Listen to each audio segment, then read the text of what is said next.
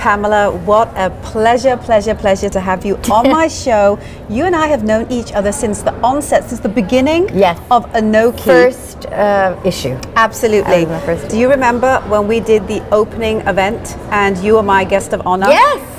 I remember going to your place and getting ready and going there. Yeah, I remember the whole thing. And then, you know, a number of years later, in 2005, we did a really special interview together. Right. We chatted about, you know, something that is really important to talk about, and that, of course, is things in our life that, you know, perhaps challenge us, bring us through many different phases of who we feel we need to identify with being.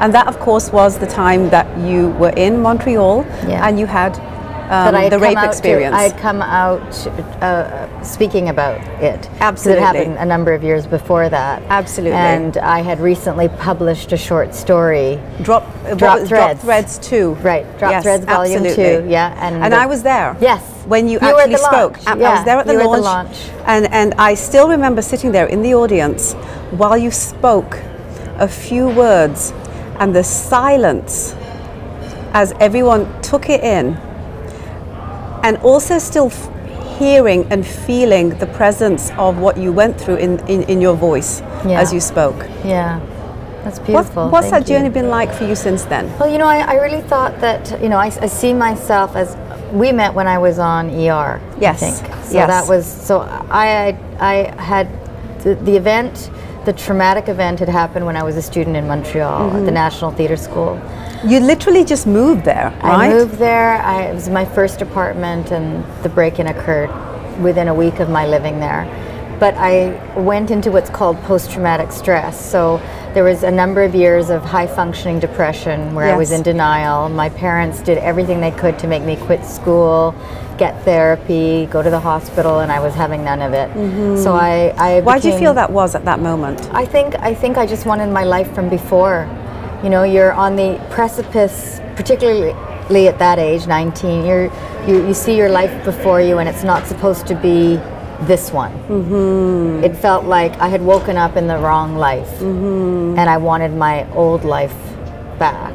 And so I think I did everything I could to keep everything in place. Right. Even though the people around me who loved me were really worried and really scared for me, I think that they were more scared of what would happen if they had forced their hand. Right. So I graduated top of my class. I did television. I did Traders, from Traders, the Newsroom. We got an International Emmy nomination. That took me to LA, and that took me to ER. Absolutely. And that was just the beginning. That was just the beginning. So this is very high functioning depression. Yes. And it was.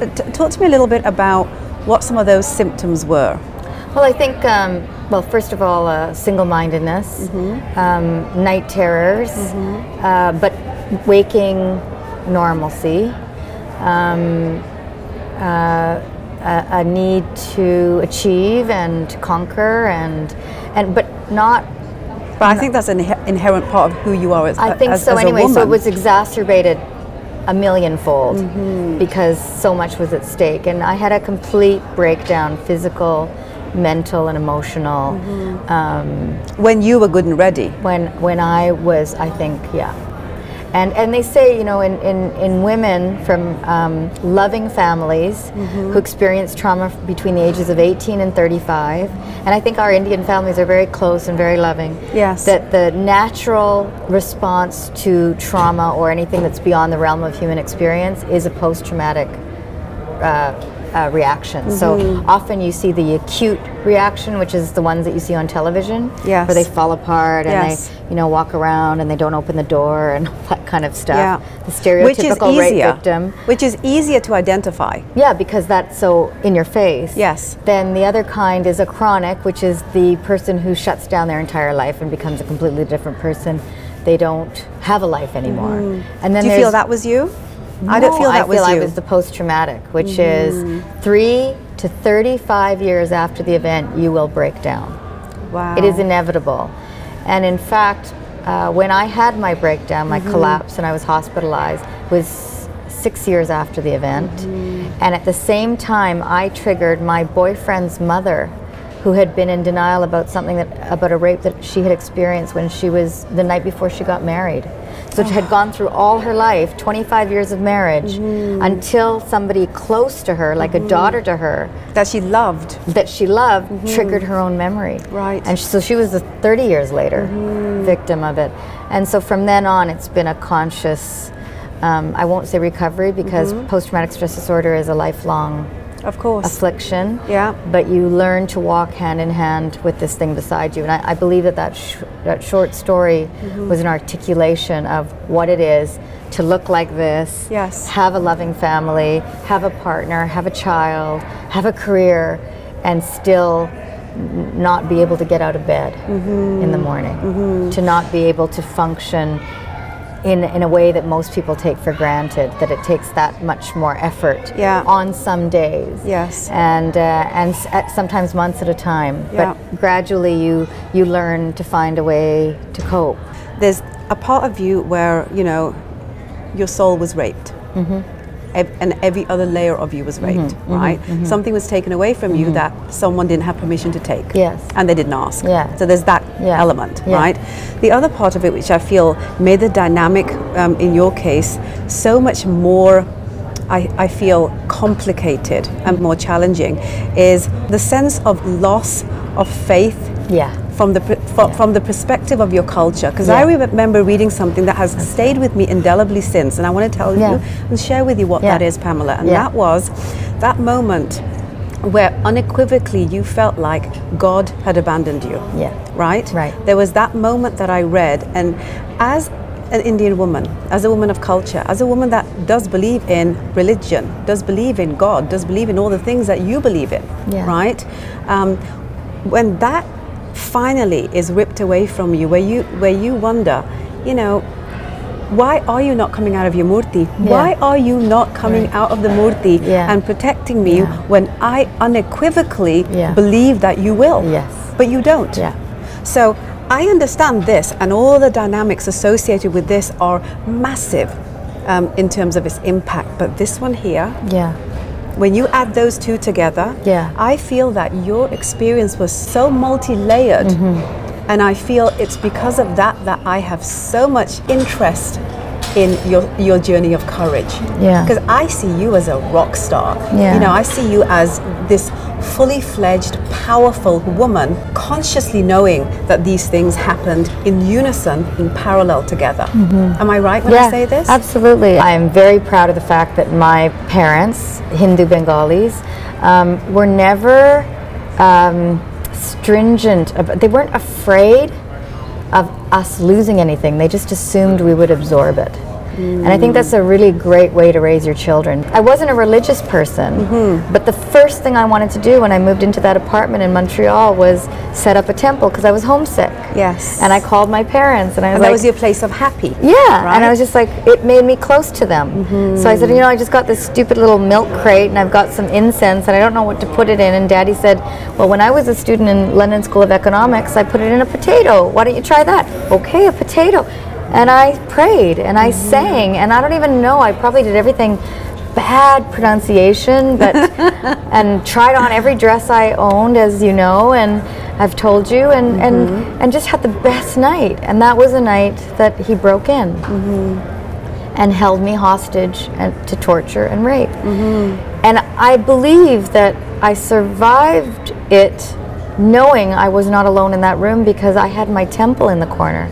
But at a certain point, when you can no longer be present in the life, you can no longer be present in the horror, people do things to escape it. And I had an out-of-body experience, and in that out-of-body experience, I walked over to my temple and I asked God to come out of the picture and burn him. Burn, I think, because of Kali. Burn because of Shiva. Burn, you know, that's child talk. Come out of the picture and burn him. But I remember saying those words in my mind because it was like the belief of a child. Like, you're going to save me. And to this day, my mother believes that I was saved because he didn't kill me. There was no reason he didn't. There's no good reason, because everything else was done, and he threatened it. And there's no reason that he wouldn't have, but he didn't. And she believes that is God crying in that bed with me, not watching what was happening, but suffering with me. Yeah. And the fact that I didn't open my eyes to identify the rapist probably saved my life. Probably saved your life, yeah. So whatever that choice was, to leave my body and leave it in a state where my eyes were closed, probably saved my life. And probably also helped you function today, Pamela. If you think about it, you were closing yourself off, rejecting what was happening to you. Yeah, but you knew it was happening. Yeah, of course you were conscious in that moment. Yeah. But wait, it's almost like you put the shutters on, which you did for 6 years. Yes. Until the shutters just burst open. The doctor said something really interesting. He says that most women between the ages of 18 and 35, 40, who survive sexual trauma, they really do function well. Like, it's almost like the better they function, the more they don't look sick, they don't sound sick, they don't behave sick. Right. And so when the floodgates do open, it's like your body. I was incontinent. I couldn't lift a hand. I was so leaden.